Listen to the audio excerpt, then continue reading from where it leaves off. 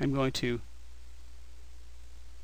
have the toe spinner control the rotation of the bone and say connect.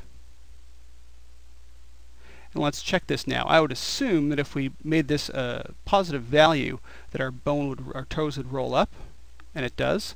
But if you notice, something strange here is that the bone moves way faster than the spinner does. We're not even at 90 degrees, we've gone around many times. This is because rotations in max are calculated in radians. And we're looking at the spinner as a value in degrees. What we need to do is convert one to the other. So before the expression, in the expression window in the wire parameter, we type deg2 rad space toes. So deg to rad converts the degrees to radians. Say update again. And now you notice that the toes rotate at a speed that we would assume based on the value of the spinner.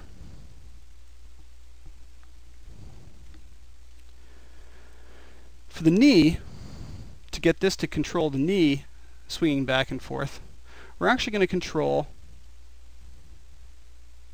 I'm just going to open the motion panel here, I'm going to select the IK solver, and we're going to control the swivel angle of the IK solver.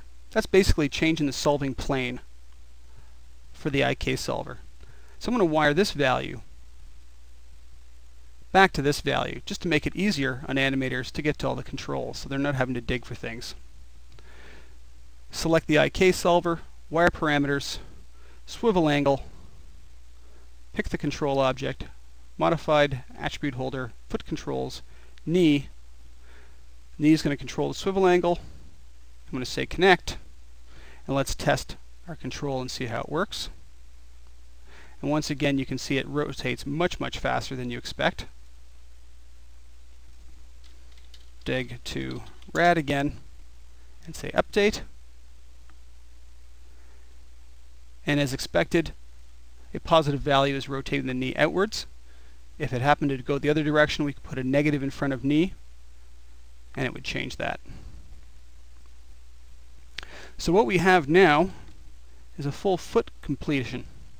We have a foot roll that allows us to roll the foot all the way back, all the way forward with one given spinner. We can wiggle the toes up and down, and we can swing the knee from side to side. If you wanted to make this a really complete rig, I would also provide a separate spinner for each of the heel, toe, and ball rolls so that the animator can completely control them. It doesn't have to just use the automated foot roll spinner. And as well, of course, like I said earlier, separate toe bones for each toe, and then use reaction controllers on each of the joints to be able to get the kinds of movements that a toe would do.